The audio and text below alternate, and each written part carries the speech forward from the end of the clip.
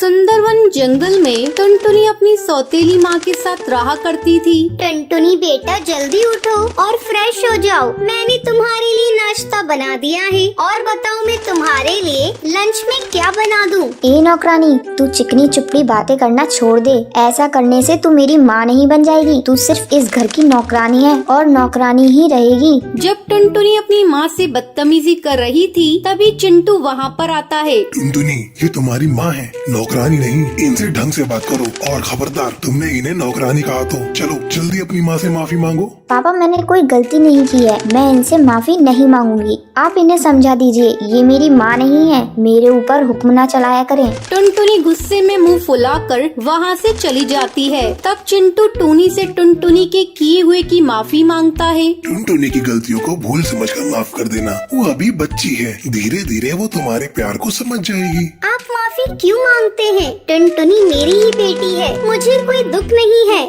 धीरे धीरे समय तेजी से गुजरने लगता है। एक दिन टुनटुनी के स्कूल में फैशन कंपटीशन का आयोजन होता है। तब टुनटुनी घर आकर अपने पिता चिंटू से कहती है, पापा, मेरे स्कूल में फैशन कंपटीशन है। आप एक अच्छे से जूते ला दीजिए। ठीक है, मैं ला दूंगा। अगले दिन चिंटू सुंदर से जूते लाकर टुनटुनी को देता है। पापा, ये शूज तो बहुत ही सुंदर हैं। इस बार तो कंपटीशन मैं ही जीतूंगी। हाँ हाँ बेटा, तुम ही जीतोगी। टुनटुनी बेटा लाओ, ये जूते मैं अच्छे से रख देती हूँ। कंपटीशन वाले दिन जब तुम इसे पहनोगी मैं तुम्हें तैयार करूँगी। नहीं, मुझे तुम पर विश्वास नहीं। अगर मैंने तुम्हें ये जूता दे दिया तो तुम इसे बर्बाद कर दोगी। नहीं बेटा, ऐसी कोई बात नहीं है। मैं तो तुम्हारा हमेशा भला चाहती हूँ। मैं जानती हूँ तुम मेरा कितना भला चाहती हो। अब जाओ, जाकर अपना काम करो। मेरे काम में अड़ंगा मत डालो। पापा, आप मेरे स्कूल आएंगे ना? मुझे बहुत खुशी होगी आपको वहाँ देखकर। लेकिन इस औरत को लेकर मत आइएगा।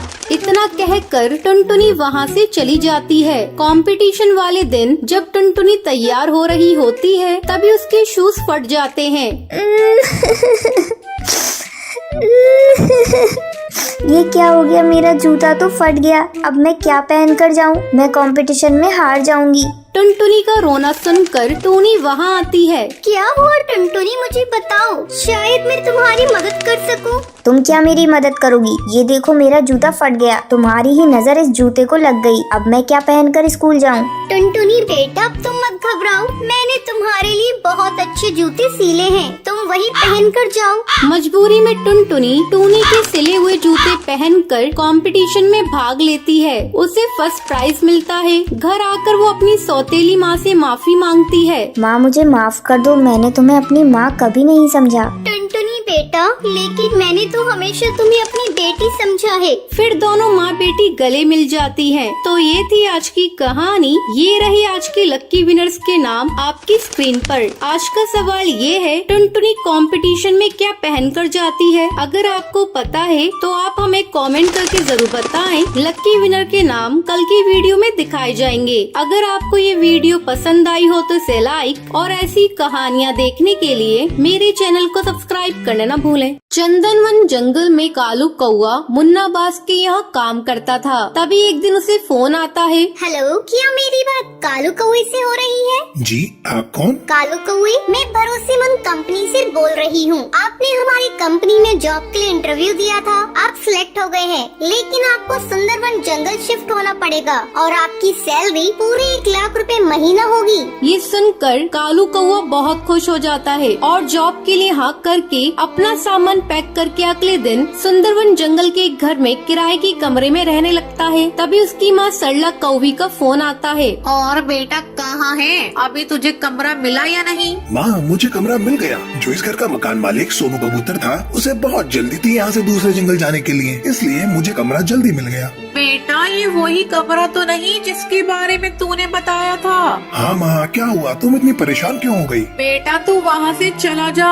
उस घर में भूत प्रेत रहते हैं। मेरी पड़ोसन की बेटी सुंदरी वहीं पर रहती है, उसने बताया है मुझे। माँ, तुम जानती हो मुझे इन भूत प्रेतों पर विश्वास नहीं है। चलो, मुझे बहुत काम है, मैं रखता हूँ। ऐसे ही काफी दिन गुजर जाते हैं। अब रोजाना कालू कौए के साथ अजीब अजीब हादसे होते थे। एक दिन उसे किसी चिड़िया के रोने की आवाज सुनाई देती है।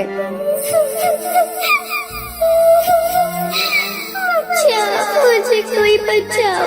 कालू कौवा उस आवाज को नजरअंदाज कर देता है। अगले दिन वो अपने पड़ोसी चीकू चिड़ा के पास जाता है। चीकू चिड़ा दरवाजा खोलता है। वो दिखने में बहुत ही अजीब सा था। चीकू चिड़ा, मुझे एक नौकरानी की जरूरत थी जो तुम्हारे यहाँ काम करने आती है। टूनी चिड़िया, तुम उसे मेरे घर में काम करने भेज दोगे? ये सुनकर वो उसके मुंह पर दरवाजा बंद कर देता है। अगले दिन कालू कौवे के घर टूनी चिड़िया आती है। जी, आप कौन? मैं टोनी चिड़िया हूँ। चीकू चिड़ा ने आपके यहाँ काम पर भेजा है। मैं बहुत ही अच्छे से काम करती हूँ साहब, आपको शिकायत का मौका नहीं दूंगी। अब टूनी चिड़िया कालू कौवे के यहाँ काम करती थी। एक दिन काम करते वक्त टूनी चिड़िया की गर्दन जोर जोर से हिलने लगती है। ये क्या कर रही हो टूनी? कुछ नहीं साहब, आप बताइए, आपको कुछ काम था? कालू कौवा इन सब हादसों से डर जाता है और वो घर में पूजा करने की सोचता है। अगले दिन वो पूजा की थाल लेकर पूजा कर रहा होता है। तभी टूनी चिड़िया अपने असली रूप में आ जाती है।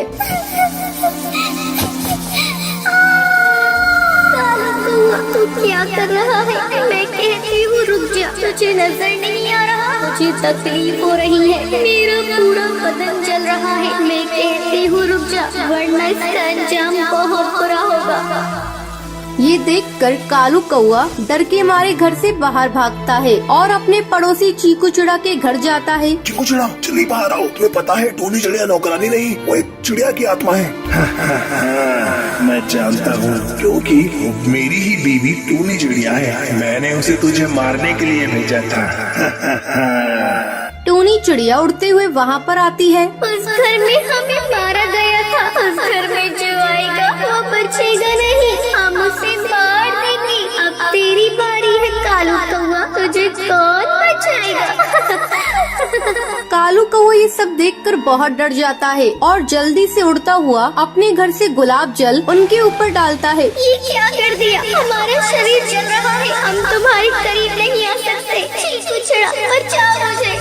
ये कहकर वो दोनों वहाँ से गायब हो जाते हैं। कालू कौवा उस घर में जादूगरनी को बुलवाकर उस घर से सारी आत्माओं को बाहर करवा देता है और खुशी खुशी इस घर में रहने लगता है। तो ये थी आज की कहानी। क्या आपको पता है कालू कौवे को नौकरी करने के लिए कौन सी कंपनी से कॉल आता है? अगर आपको पता है तो आप हमें कमेंट करके जरूर बताएं। अगर आपको ये वीडियो पसंद आई हो तो इसे लाइक और ऐसी कहानियाँ देखने के लिए मेरे चैनल को सब्सक्राइब करना ना भूलें।